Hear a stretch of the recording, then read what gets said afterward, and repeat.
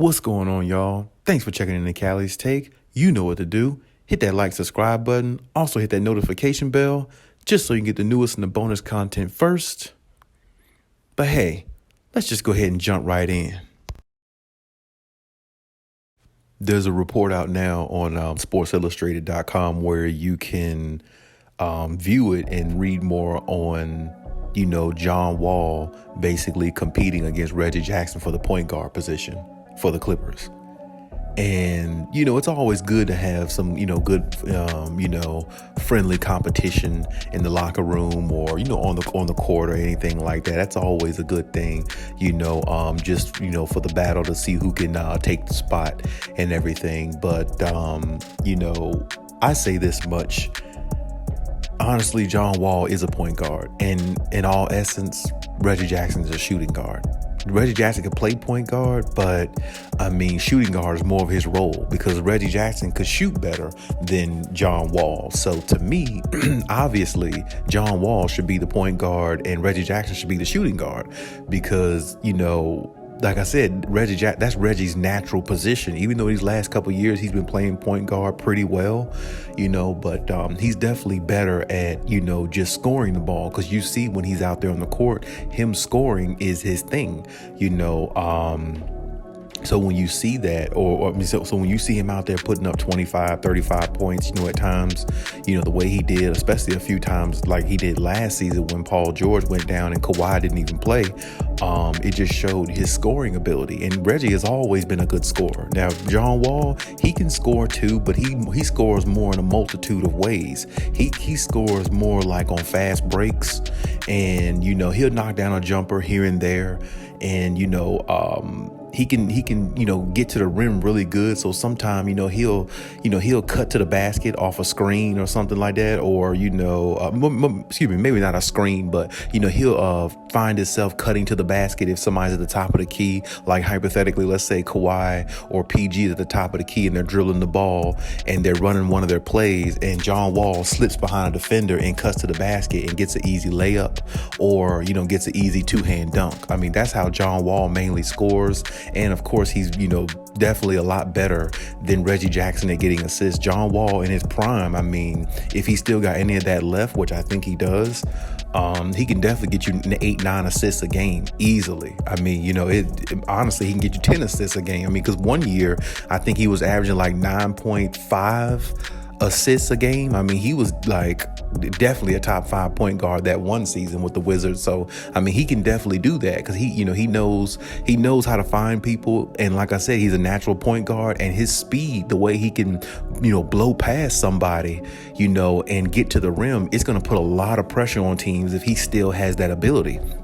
And like I said, which I think he does, so that would be good there. But the only thing I could really see the reason why they would be competing for this point guard position for the moment would be because John Wall might not be up to speed right now. You know what I'm saying? Because John Wall really hasn't played in a while, or he hasn't played any substantial basketball in a while, where he had to really utilize his talents to that high of a level the way he did one time with the Wizards when they were, a constant playoff team the way they were.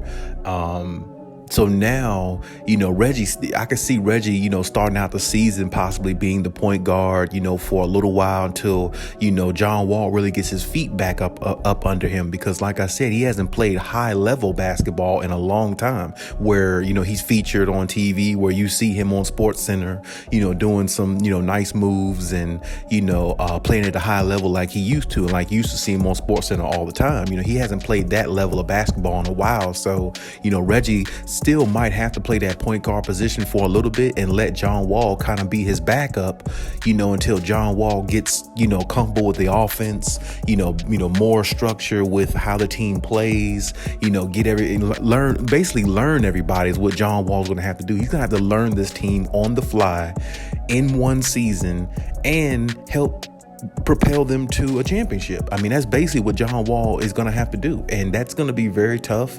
Nobody's never going to say that's going to be easy because it's not easy to come in one season and go out there and be the best point guard on the team, facilitate, know everybody's game, had all that chemistry. It's tough to do that. It really is, you know what I'm saying? And it's tough for a player to come on to a team and they just gel that quickly. You see what I'm saying? So the last time we seen anything remotely close to that was really with Kawhi Leonard and the Toronto Raptors. He went there 1 year and, he found a way to win a championship because, he found a way to get on the same page with those players at least enough until to help them win a championship, for them to at least know their role so he can go out there and be the superstar he is while they play their role at a high level of what he was asking them and Nick Nurse to do, in regards to, how they're going to utilize Kawhi and the rest of the team. Now, of course, John Wall is not Kawhi Leonard. He's not a superstar, to that caliber, but, John Wall is a star player still. You see what I'm saying? He still can,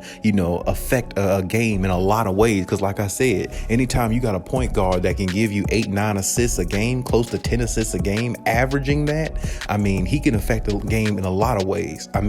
Now you're talking about Nicholas Batum and players like that, the role players, Norman Powell's and the Robert Covingtons. You're talking about those players right there who's going to have a lot more wide open looks, because John Wall is so fast. He can get to the rim so easily by his defender. Once he gets past one defender, there's going to be a second defender that's going to contest. And if that's the case, now you got Nicholas Batum, like I said, Norman Powell, you got Covington, you got Kawhi, PG, you got them out there on the perimeter ready to knock down a shot. And if they still have Marcus Morris by then, you have Marcus Morris out there. And then on top of that, there'll be times where, John Wall plays with the second unit, and now one of the best 3-point shooters in the league, and Luke Kennard, is going to feast off having John Wall in the lineup, because that's going to give him a lot more wide open shots, a lot more opportunities to score, because John Wall puts pressure on defenses with his speed and ability to get to the basket.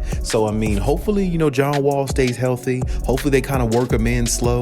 If they have to, let Reggie Jackson be the point guard for maybe like a month into the season or something like that. Let John Wall kind of get comfortable, figure everybody out, figure out his niche, figure out his way into the offense and how this team plays, and build the chemistry with the team like that, because he's coming in at a good time, if you ask me, because Kawhi is coming back this year, and it actually kind of all gels, you know what I'm saying, because he'll get a chance to play with Kawhi Leonard and Paul George, and the rest of the crew as well, because like hypothetically, there was talks about him coming to the Clippers last year, the All-Star break and stuff like that, but I'm kind of glad they didn't bring him then, because he would have played with this team and didn't have no chemistry with Kawhi Leonard and PG at the same time, and that would have been that wouldn't have been good. And if you want all them to gel at the same time if possible. So I'm pretty sure there's going to be times where Ty Lue is going to have Reggie playing the point guard at some point during games and different games and things like that, because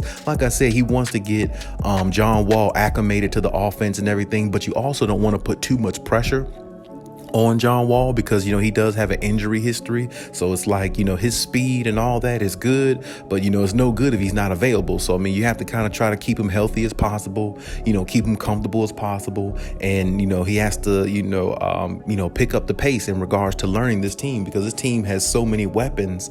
Really, he won't have to do much if he really uses his brain, because he really wouldn't even have to use his speed that much. He just has to use it at times, because like I said, he can he could facilitate very well, and like I said, he could score on his own. He could score 18-19 points a game on his own. So it's like that's definitely a plus. But with all the shooters that the Clippers have, he's gonna have a lot of toys to play with, a lot. And like I said, he can easily average 8-9 assists with this team.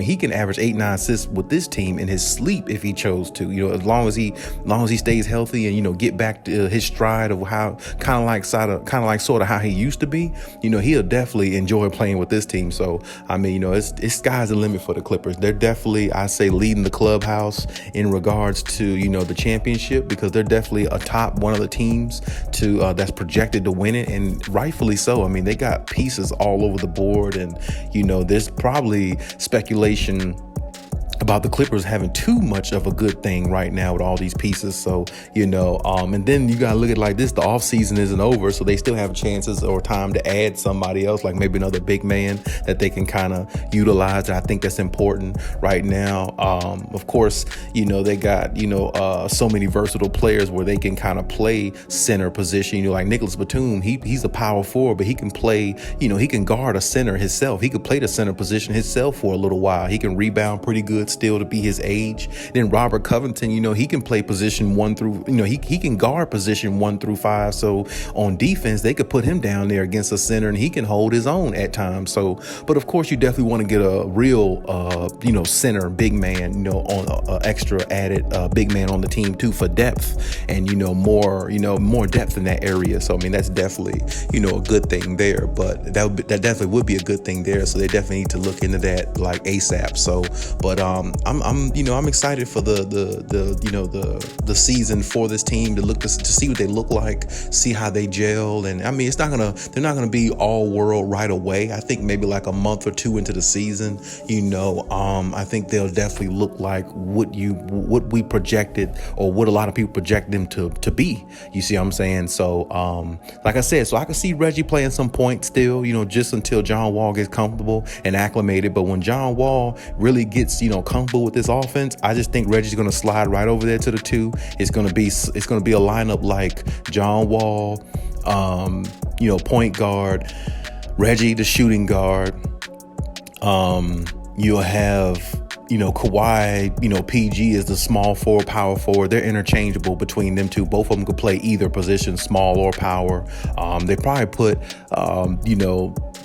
probably have Paul George as a small forward maybe and have Kawhi as the power forward.